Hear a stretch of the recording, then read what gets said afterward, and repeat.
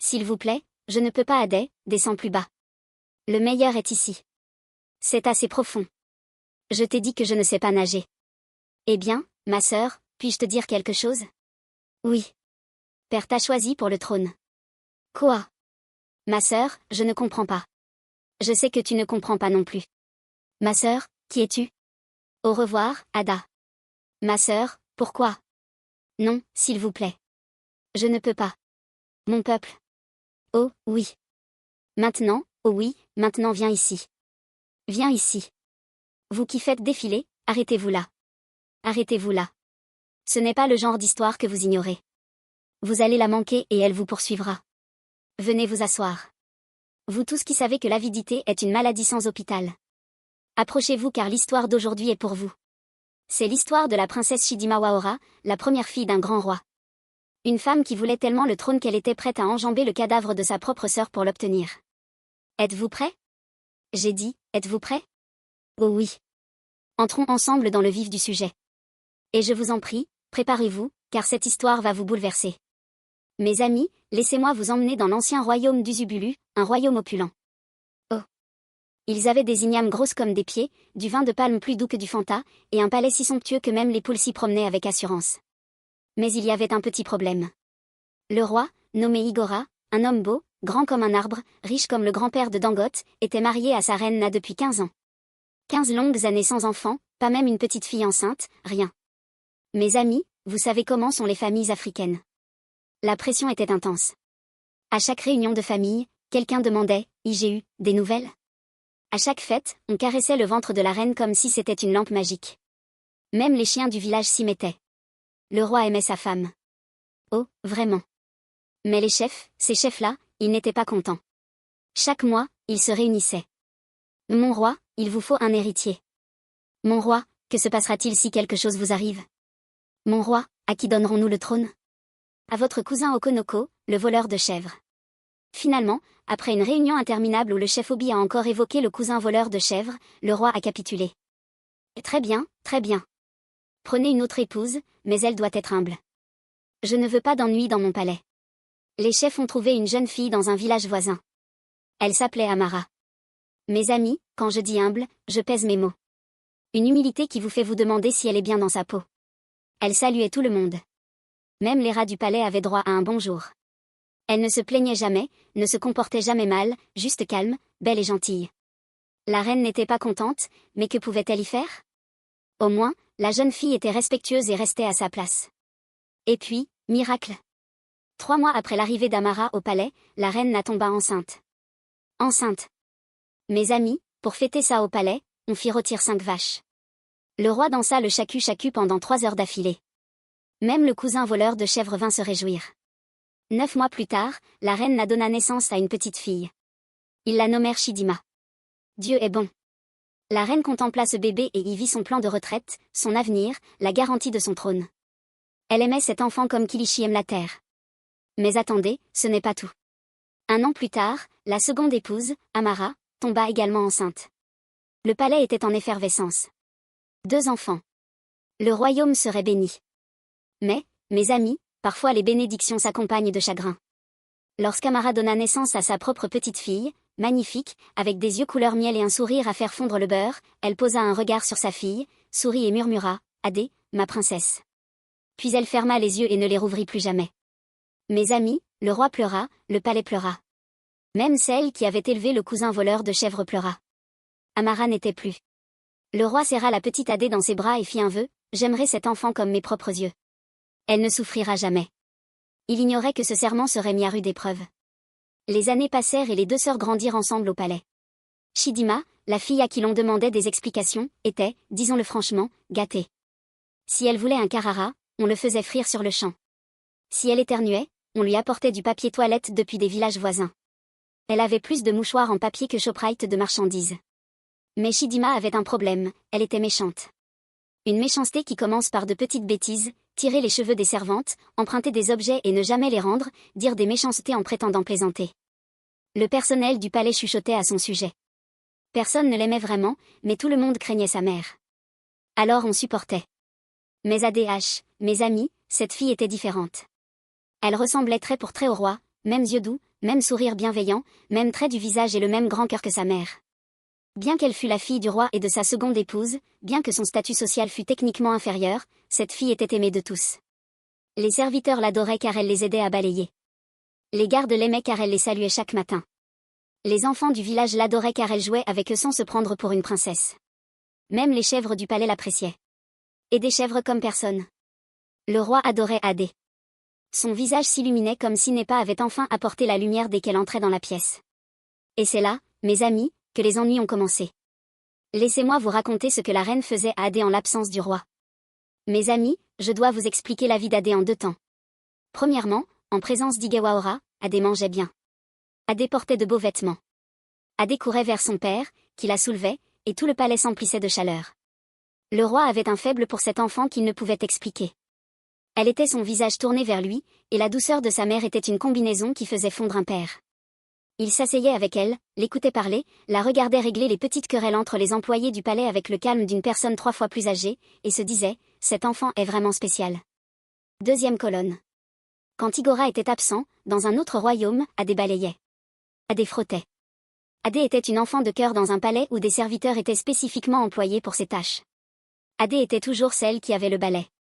Ada, la cour n'est pas propre. Ada, pourquoi es-tu assise? Ada, va à la cuisine. Et Chidima, qui avait étudié le comportement de sa mère comme une élève de terminale avec un manuel, y ajouta sa propre touche. Un jour, Chidima regarda les chaussures d'Ada et dit, elles sont laides. Adé regarda ses chaussures. C'étaient de belles chaussures. Elle dit, je les aime bien. Doucement. Je sais. C'est bien le problème. Et elle s'éloigna. Dans un autre temps, quand le roi achetait de magnifiques robes pour ses 2 filles, la reine les échangeait. Shima, celle-ci est à toi. Tu peux t'occuper de cette vieille. La servante a tout vu. Elles ont chuchoté entre elles. Mais qui allait le dire au roi? La reine avait des oreilles partout. Un jour, une servante, nommée Obia, eut pitié d'Adé et lui mit un morceau de viande supplémentaire dans sa soupe. Savez-vous ce que fit la reine? Elle la renvoya. Fais tes valises, quitte mon palais. Comme ça, pour un simple morceau de viande. Dès ce jour, plus personne ne ménagea Adé. Tous la regardaient et la méprisaient en secret. Mais Adé ne se plaignit jamais, ne pleura jamais auprès du roi, elle supporta sa souffrance avec un sourire, comme si c'était un sac Louis Vuitton. Et savez-vous ce qui rendait la reine encore plus furieuse? Plus elle maltraitait Adé, plus le roi l'aimait. C'était comme si l'univers appuyait chaque jour sur son bouton de colère. Quand les princesses eurent 24 ans, un terrible événement se produisit. Le roi tomba malade. Pas une maladie ordinaire, le genre de maladie qui fait secouer la tête aux guérisseurs traditionnels. Le genre de maladie pour laquelle on murmure, prépare-toi au pire. Le roi savait que ses jours étaient comptés. Conformément à la tradition, il devait donc choisir un régent, quelqu'un pour gouverner jusqu'au couronnement du monarque permanent. Tous supposaient que ce serait Chidima. Aînée, fille de la reine, elle était le choix évident. Chidima s'était déjà entraînée à saluer comme une reine. Elle se regardait dans le miroir et disait, mes fidèles sujets. Elle avait mentalement dépensé le budget du trésor en nouveaux rappeurs et en or. Elle avait imaginé sa couronne avec des diamants importés de Johannesburg. Mais un soir, le roi appela son conseiller le plus fidèle, le chef Emma. La reine passait devant la chambre royale. Elle n'écoutait pas aux portes, ou bien elle marchait simplement très lentement, l'oreille tendue vers la pièce. Un comportement tout à fait normal. Elle entendit le roi dire, « Chef, ma décision est prise. » « Oui, mon roi. Adé sera la régente. » La reine faillit s'évanouir sur place, dans le couloir. Adé, la fille de sa seconde épouse, celle qu'elle maltraitait depuis des années, poursuivit le roi. Chidima manque de tempérament. Le peuple ne lui fait pas confiance. Mais Adé, tout le royaume l'aime. Elle est gentille. Elle est sage. C'est une chef née. Elle me rappelle sa mère. Le chef Améa acquiesça. Un choix judicieux, mon roi. Mes amis, la reine ne ferma pas l'œil de la nuit. Elle se retourna comme une voiture dans de l'huile bouillante. Elle se retourna comme une marchande cherchant un marché où acheter à bas prix. Au matin, elle avait un plan machiavélique. La reine se rendit dans les appartements de Shidar à l'aube. Ma fille, réveille-toi. Nous devons parler. Shidar se frotta les yeux. Maman, il est trop tôt. Le fils n'est même pas encore né. Ton père veut donner le trône à Adé. Chidima se redressa brusquement, comme si elle avait reçu une décharge électrique. Quoi? Oui, je l'ai entendu. Il a dit qu'elle serait régente après tout ce que j'ai prévu. Après tous les sacrifices que nous avons consentis, mes amis, qu'ont-ils sacrifié, sinon votre pauvre fille? Mais ne m'interrompez pas. Le visage de Chidima se transforma. Vous connaissez ces films où le visage d'un personnage passe de l'innocence à la possession? C'est exactement ce qui s'est passé. Comment a-t-il pu la choisir elle plutôt que moi? Je suis l'aînée. Je suis votre fille. Exactement.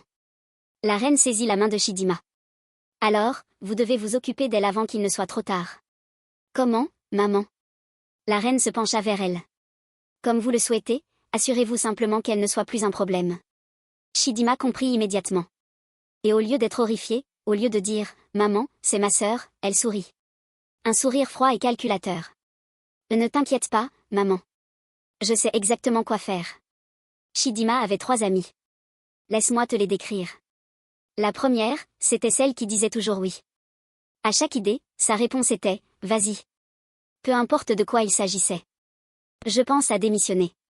Vas-y. Je veux confronter mon voisin. Vas-y. J'ai envie de manger ce truc qui est resté au soleil pendant 6 heures. Vas-y. Ulma n'avait jamais entendu un seul mot d'ordre de sa vie. Cette femme était une véritable menace déguisée en amie bienveillante. La deuxième, Inkishi. Inki était intelligente, vraiment intelligente, un esprit vif, une répartie fulgurante, une stratège hors pair. Le drame d'Inkishi, c'est que toute cette intelligence était entièrement consacrée à de mauvaises idées. C'était un cerveau de première classe au service d'une cause terrible, comme un générateur alimentant un immeuble bon à la démolition. La troisième, Aberi. Hébert était celle qui savait toujours que c'était mal et qui suivait le mouvement malgré tout. Elle avait une conscience. On pouvait parfois la voir à l'œuvre dans ses yeux. Mais elle avait aussi la force de caractère des bas. Chaque groupe de personnes terribles a son Iri. Absolument tous. Regardez autour de vous. Ces 3 filles étaient tristement célèbres dans le royaume. Dès qu'un objet disparaissait, on vérifiait leur propriété. Dès qu'il y avait une bagarre, on vérifiait leur implication. C'était exactement le genre d'amis dont votre mère vous avait mis en garde. Chidima les a convoqués à une réunion d'urgence dans ses appartements. Mon père veut donner le trône à Ada. Les 3 filles ont poussé un cri d'effroi, comme si elles avaient répété. 2 Faka à Kispa. Cette petite fille, celle qui travaille comme esclave, la même. Chidima arpentait la pièce comme une méchante de Nollywood. Je veux qu'elle disparaisse. Silence. Puis Abe a pris la parole, d'une voix basse et menaçante. Tu veux dire définitivement? Chidima a hoché la tête. Nouveau silence. Puis Aberi, la servante, a dit, mais c'est ta sœur. Inquin lui a donné une tape sur la tête. Tais-toi, sœur qui veut récupérer son trône. Uloma s'est penchée en avant. J'ai un plan. Nous l'emmenons au ruisseau d'Unik. Tu sais, la partie profonde où même les poissons ont peur d'aller. Nous la poussons. Mais les gens vont poser des questions. Pas si on fait croire à un accident, répondit Chidima. Uloma ajouta, on dira qu'elle était venue nager. Elle est allée trop loin. On a essayé de la sauver. Simple. Non, c'est trop risqué. On fera comme si on ne savait rien. C'est mieux, s'écria Inki. Mais Jean, il planifie un meurtre comme s'il planifiait un pique-nique à la plage. Ces filles étaient assises là, à boire du vin de palme, à manger des chinchins et à discuter tranquillement de comment tuer quelqu'un. Quand devrions-nous le faire? Demanda Chidima.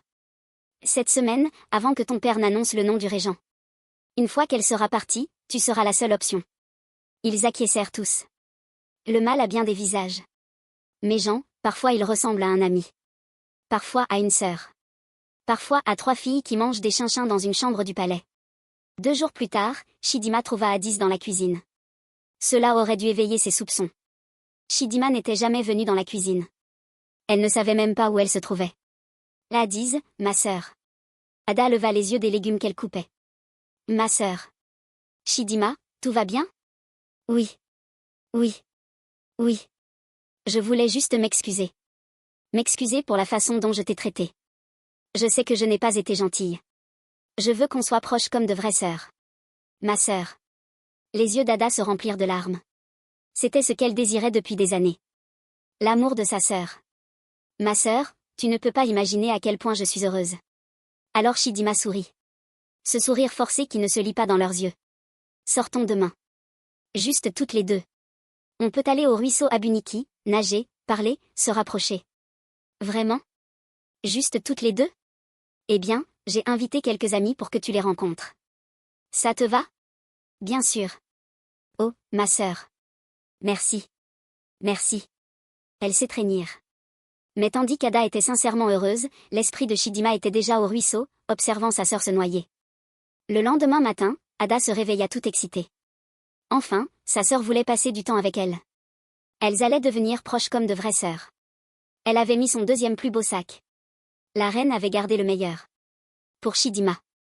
Mais peu importe. Ada partit avec Chidima par la porte de derrière du palais. Personne ne les vit partir. C'était intentionnel. Lorsqu'elles arrivèrent au ruisseau d'Aubonique, les trois amis étaient déjà là, Wilma, Inky et moi. Ada, voici mes amis. Les filles échangèrent des salutations. Ada le remarqua. Elles la regardèrent étrangement, mais elle n'y prêta pas attention. L'eau est magnifique, dit Ada. Allons nager dans la partie profonde, suggéra Inky. C'est là que c'est le plus amusant. Mais je ne sais pas très bien nager, admit Ada. Ne t'inquiète pas, dit Chidima d'une voix faussement mielleuse. On va t'aider. Elles entrèrent toutes dans l'eau. Au début, tout allait bien. Elles jouèrent.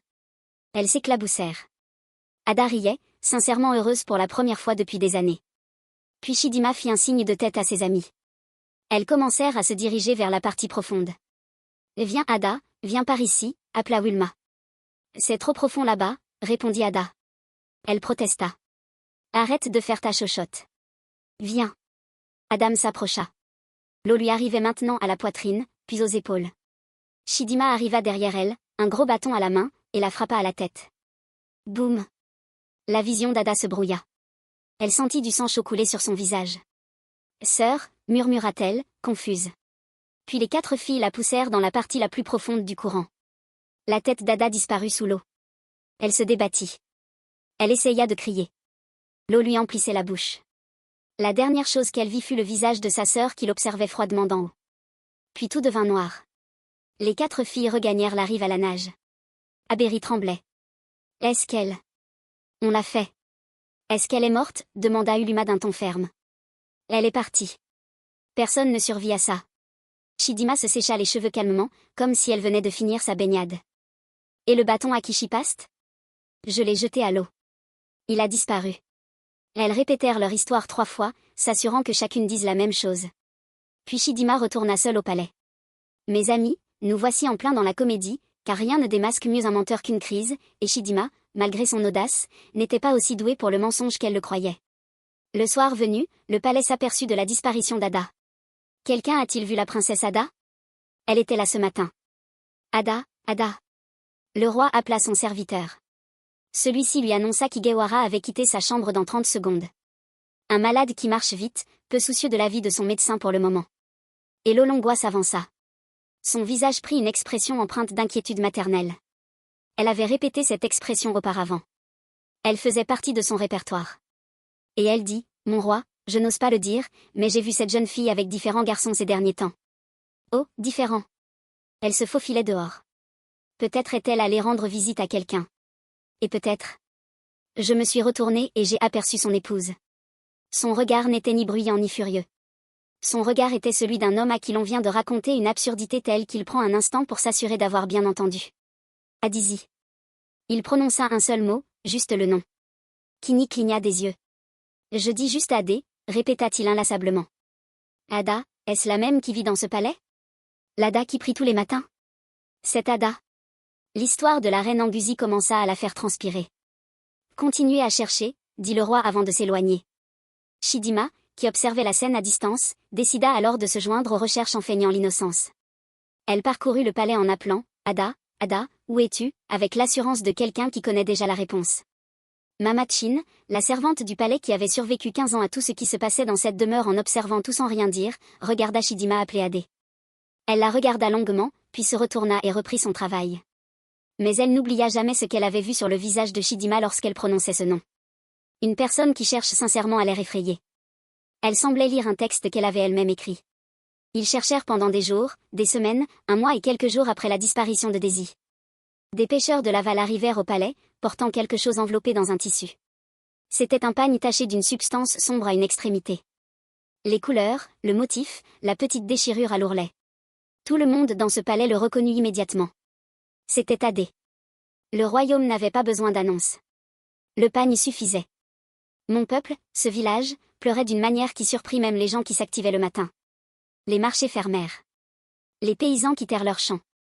Des femmes qui n'avaient jamais rencontré Adé en personne pleuraient parce qu'elles avaient entendu parler d'elle, l'avaient vue de loin une fois, avaient reçu un petit geste de gentillesse lors d'une réunion, et cela leur avait suffi. Des enfants étaient assis en groupe devant le palais, l'air perdu, comme le sont les enfants quand le monde leur enlève quelque chose avant qu'ils n'aient les mots pour le comprendre. Le roi se retira dans ses appartements. Il ne sortit pas pendant 2 jours. Et Chidima. Oh, elle pleurait à chaudes larmes, surtout sous le regard du roi. Mais lorsqu'elles étaient seules, Chidima tapait dans la main de sa mère. Bravo, ma fille. Le trône est à toi. Après des mois de recherches infructueuses, les spéculations commencèrent à circuler. Au bout d'un mois, l'espoir s'amenuisait. 6 semaines plus tard, le roi se résigna à l'évidence, sa fille bien-aimée était morte. Il pleura comme jamais un roi n'avait pleuré. Il n'eut alors plus le choix. Il appela le chef Emesha. Chidima sera la régente. Oui, mon roi. Je n'ai pas d'autre solution. Le chef Emesha semblait triste, mais ne dit rien. Le couronnement fut fixé à 4 mois plus tard. Le temps du deuil. Tidima souriait dans ses appartements. Le trône est à moi. Mais son peuple? Elle était loin d'imaginer ce qui l'attendait. La première nuit après l'annonce du couronnement, Tidima dormit paisiblement pendant environ 2 heures. Puis elle entendit une voix, d'abord douce. Ma sœur, pourquoi? Tidima se réveilla en sursaut, le cœur battant la chamade. La chambre était vide. Je suis juste stressée, se dit-elle. Elle se recoucha. Ma sœur, j'ai mal. Tidima se redressa brusquement, comme si on lui avait jeté de l'eau froide dessus. Qui est là? Silence. Juste le vent dehors. Elle se recoucha en tremblant et ferma les yeux. Puis elle le sentit. De l'eau froide qui coulait sur son visage. Elle ouvrit les yeux et vit Addis debout au-dessus de son lit, trempé, les yeux grands ouverts, la bouche béante. Pourquoi m'as-tu tué? Tidima hurla comme si on la faisait rôtir vive. Son cri fut si fort que tout le palais se réveilla. Des gardes accoururent dans sa chambre. Princesse, que s'est-il passé? Elle était là. Ada est là-bas. Elle était là. Les gardes regardèrent autour d'eux. Rien. Princesse, il n'y a personne. Mais je l'ai vue. Elle était trempée. Les gardes échangèrent un regard. La princesse était folle de chagrin. La reine accourut. Ma fille, qu'est-ce qui ne va pas? Maman, je l'ai vue. Je dis qu'elle est venue à moi. La reine l'a serrée contre elle. Chut, ce n'est que de la culpabilité. Enfin, du chagrin. Tu es en deuil. Mais elle ne savait pas ce qu'elle avait vu. Et ce n'était que le début. Pendant les 4 mois qui suivirent, tandis que les préparatifs du couronnement se poursuivaient, Tidima souffrit chaque jour. Elle voyait Adé partout. Debout dans les coins, assise sur son lit, flottant devant sa fenêtre, toujours dégoulinante d'eau, demandant sans cesse « Pourquoi? Pourquoi m'as-tu tué ?» Chidima ne dormait plus. Elle ressemblait à un bâtonnet à mâcher qui aurait pu devenir humain. Ses yeux étaient rouges et cernés. Elle maigrit tellement que sa poitrine ne tenait plus qu'à un fil. On murmurait « La princesse pleure trop sa sœur. » Mais ce n'était pas du deuil. C'était de la terreur. Un jour, lors d'une réunion au palais, Tidima hurla soudain « Laissez-moi tranquille !» Tous se retournèrent, perplexes. « À qui parles-tu » demanda la princesse M. « Vous ne la voyez pas. Elle est juste là. » Pointant du doigt le vide, le roi fit venir des guérisseurs traditionnels. Ils accomplirent des rituels. En vain. Pendant ce temps, les 3 amis de Timar étaient confrontés à leurs propres problèmes. Uloma se mit à somnambuler chaque nuit jusqu'au ruisseau. Sa famille la retrouvait à 3 heures du matin, debout dans l'eau, répétant « Je ne l'ai pas fait exprès. Je ne l'ai pas fait exprès. » À Ketchi, elle développa une toux mystérieuse. Chaque fois qu'elle essayait de parler, de l'eau sortait de sa bouche à la place des mots. De l'eau, comme si elle se noyait, même sur la terre ferme. Elle ne pouvait expliquer ce qui se passait. Elle ne pouvait parler du meurtre à personne. Elle toussait de l'eau, jour et nuit. Quant à la suivante, elle avait complètement perdu la voix. Elle était incapable de parler. Elle ouvrait la bouche et aucun son n'en sortait. Les 3 jeunes filles s'évitaient, chacune aux prises avec son propre châtiment surnaturel. Mais le jour du couronnement approchait, qu'elle soit prête ou non. 6 mois s'étaient écoulés depuis la mort d'Adé. Le roi était désormais affaibli. La maladie l'emportait, mais il s'accrochait pour voir sa fille couronnée, même si un pressentiment l'envahissait. Le jour du couronnement arriva. De grands préparatifs. La salle du palais était décorée des plus beaux tissus d'abat. De l'or partout, du vin de palme à flot. Des dignitaires de 8 royaumes étaient présents. Même le cousin voleur de chèvres s'était présenté sans invitation, mais personne n'avait le temps de le poursuivre. Tidima portait du blanc, symbole de pureté. Quelle audace! Mais elle avait mauvaise mine. 4 mois de hantise l'avaient marquée. « Princesse, comment allez-vous » chuchotaient les gens. « Je vais bien » répondait-elle sèchement. Mais son regard fuyait, à l'affût du moindre fantôme. À 15 heures précises, la cérémonie commença. La salle du palais était comble. Le chef Emesha apporta la couronne royale, lourde, en or, ancienne, transmise de génération en génération. Le roi était assis sur son trône, faible mais présent. La reine se tenait à proximité, souriant comme si elle avait gagné au loto. Tidima s'agenouilla devant son père pour recevoir la couronne. Le chef Emesha la leva au-dessus de sa tête. « Par l'autorité qui m'est conférée. » Soudain, la lumière s'éteignit. L'obscurité totale. Des murmures d'effroi parcoururent l'assistance. Que se passe-t-il? Pourquoi n'y a-t-il pas de lumière?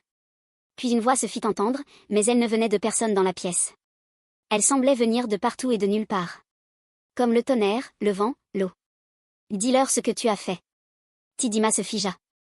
Et dis-leur qui parle, exigea le chef Emesha. Tida, dis-leur comment tu m'as tué. La voix était si forte que les murs du palais tremblèrent.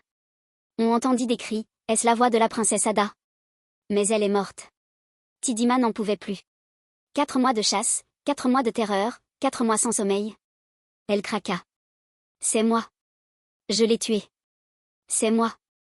Je l'ai frappé avec un bâton et je l'ai poussé dans le ruisseau. Arrêtez ça. Je vous en prie, arrêtez ça. Silence. Un silence complet. On aurait pu entendre une mouche voler au Cameroun. La voix de la reine se fit alors affoler. Elle ment. Elle est malade. Elle ne sait pas ce qu'elle dit. Non, maman. Je l'ai tuée. Tu me l'as ordonné. Tu m'as dit de m'occuper d'elle. J'ai dit de m'en occuper. Pas de la tuer. Pas de la tuer. Ils criaient maintenant, se démasquant mutuellement. Le roi se leva, retrouvant miraculeusement ses forces, et rugit, que quelqu'un allume ses bougies. On apporta des torchers. La salle se rouvrit dans une faible lumière. Puis les portes du fond s'ouvrirent. Tous se retournèrent et entrèrent. La princesse Adé est vivante. Mon peuple, je vous le dis, c'est le chaos. Les gens se dispersèrent comme des cafards à la lumière du jour. Certains s'enfuirent par les fenêtres. D'autres s'évanouirent. Le chef Obi, celui qui parlait toujours du cousin voleur de chèvres, s'effondra et dut être ranimé avec de l'eau froide. Mais le roi la fixa du regard, puis murmura, « Oui papa, c'est moi, ma grand-mère, tu es vivante ?»« Oui papa, je suis vivante et en bonne santé. » Et elle s'avança. « Mon peuple, c'est ainsi que Dieu agit. » Quand ils poussèrent Hadis dans l'eau, blessé, ensanglanté, se noyant, son corps flotta en aval sur environ 2 kilomètres. Là vivait un vieux guérisseur traditionnel qui habitait seul au bord de la rivière. Il s'appelait Dibeya Shukuma. Ce matin-là, il puisait de l'eau lorsqu'il aperçut quelque chose qui flottait, un corps. Il la sortit de l'eau. Elle ne respirait pas. Mais Dibeya Shukuma n'était pas un guérisseur traditionnel ordinaire. Cet homme possédait un savoir, des pouvoirs. Il accomplissait des rituels, utilisait des remèdes ancestraux, invoquait les ancêtres. Pendant 3 jours, il marcha sur elle. Le 3e jour, elle reprit son souffle. Mais elle était dans le coma. Un coma profond. Pendant 6 mois, ce vieil homme la soigna jusqu'à ce qu'elle revienne à la vie, nettoya ses plaies, pria pour elle, utilisa tous les remèdes qu'il connaissait. Finalement, exactement 1 semaine avant le couronnement, Hadis ouvrit les yeux. Où suis-je? Le guérisseur sourit. Tu es vivante, ma fille. C'est l'essentiel. Reprenant des forces, elle lui raconta tout, sa sœur, le ruisseau, le bâton, la trahison. Ils me croient morte, murmura-t-elle. Ils veulent couronner ta sœur dans 6 jours, lui dit le guérisseur. J'entendis le crieur public tandis que les yeux se durcissaient. Alors je dois rentrer. Peux-tu marcher? Je ramperai s'il le faut. Et c'est exactement ce qu'elle fit. Pendant 6 jours, elle marcha, encore faible, encore convalescente, mais déterminée. Elle arriva au palais le jour du couronnement, juste à temps. Une fois à l'intérieur, après que le chaos initial se soit apaisé, elle raconta son histoire. Tout, le ruisseau, le bâton, son réveil dans la hutte du guérisseur, les 4 mois de coma. Puis elle se tourna vers Shidima, qui tremblait sur le sol. Shidima, tu croyais m'avoir tué. Mais ce que tu ignorais, c'est que même lorsque mon corps gisait inconscient dans cette chaleur, mon esprit était agité. La foule retint son souffle. Le guérisseur m'a dit que pendant les 6 mois de mon sommeil, mon esprit quittait mon corps chaque nuit. Il partait en quête de justice. Il cherchait ceux qui m'avaient fait du tort. Les yeux de Tidima s'écarquillèrent d'horreur. C'était vraiment vous. Je n'étais pas folle. C'était mon esprit qui, chaque nuit, vous demandait pourquoi. La foule murmura. Certains firent le signe de croix. D'autres touchèrent leur chapelet. Le chef M se releva en tremblant. Les ancêtres étaient à l'œuvre. Oui, dit Ada, l'esprit de ma mère, les ancêtres, ils ne pouvaient tolérer l'injustice. Ils ont tourmenté mes assassins pendant qu'ils guérissaient mon corps. La justice arrivait. Ils préparaient simplement le terrain. Tidima s'effondra. Je suis désolé. Je suis tellement désolé. Faites que cela cesse. Le commissaire de police chargé de l'enquête sur sa disparition arriva immédiatement au palais. Il avait appris son retour. Princesse Tidima, vous êtes en état d'arrestation pour tentative de meurtre et complot en vue de commettre un meurtre, ajouta-t-il en désignant la reine. Les gardes empoignèrent Chidima qui s'effondra, épuisé. Retrouvez ses 3 amis, ordonna le roi. Linki, Uloma et Aber. Arrêtez-les immédiatement. On ne tarda pas. Les 3 jeunes filles furent facilement retrouvées. Uloma s'était rendue seule au ruisseau ce matin-là, somnambule une fois de plus. Inkshi toussait et crachait de l'eau dans l'enceinte familiale. Un porteur essayait de crier, mais aucun son ne sortait. Lorsqu'elles furent amenées devant le roi, elles avouèrent toutes. La culpabilité les avait déjà brisées. Mais le visage du roi était impassible. Emmenez-les. Toutes. Papa, je vous en prie, supplia Chidima. Je suis votre fille. Vous avez cessé d'être ma fille lorsque vous avez élevé mon enfant. Maman m'a dit de m'occuper d'elle. Elle m'a dit de faire en sorte qu'Ada n'accède pas au trône. Demandez-lui ce qu'elle m'a dit. Tous les regards se tournèrent vers la reine Gozi. Le visage de la reine Gozi afficha 17 expressions différentes en 2 secondes. Puis elle se leva. J'ai dit, occupez-vous d'elle. Elle pointa Ada du doigt avec toute l'énergie de l'oman, qui exigeait qu'elle comprenne les détails. Il fallait négocier, pas tuer. Négocier et tuer, ce n'est pas la même chose. Y a-t-il quelqu'un ici qui, en entendant « négocier », pense qu'il faut tuer quelqu'un? Elle balaya la pièce du regard. Personne ne leva la main. C'est bien ce que je dis. Elle se tourna vers Chidima. J'ai dit de gérer la situation. J'ai dit d'agir. J'ai dit d'être intelligent. J'ai dit, vous savez quoi? Que quelqu'un en soit témoin. Elle s'est effondrée à terre, mon peuple. Elle s'est roulée par terre lors de son couronnement en tant que soi, devant les chefs des 3 royaumes qui se roulaient et gémissaient. Je n'ai jamais dit, Dieu est mon témoin. J'ai dit de négocier, pas de tuer. Seigneur Jésus, prends le contrôle. Prends toutes les roues. Prends le véhicule tout entier. Adiz se tenait à l'écart, regardant sa belle-mère se rouler par terre dans son pagne coûteux. Puis elle regarda son père. Igel Biora n'avait pas bougé, n'avait pas dit un mot. Il était assis dans son fauteuil, enveloppé dans sa couverture, et il regardait tout ce qui se trouvait devant lui. Chidima, la reine étendue sur le sol, Ada, vivante au milieu de ce chaos. Son visage exprimait la douleur d'un homme qui avait bâti une maison avec soin et l'avait vue s'effondrer de l'intérieur. Sa voix, lorsqu'elle parvint enfin à ces mots, était très faible. Chidima. Il n'arriva pas à terminer. Il tenta à nouveau. Tu partiras avec le DSP. Il regarda la reine. Elle avait cessé de se rouler par terre. Elle le fixait du sol. Ce palais n'est plus ta demeure. Tu n'es plus mon épouse. Prends tes affaires et pars. Elle ouvrit la bouche. J'ai parlé, dit-il. Et ce fut tout. 3 jours plus tard, le véritable couronnement eut lieu.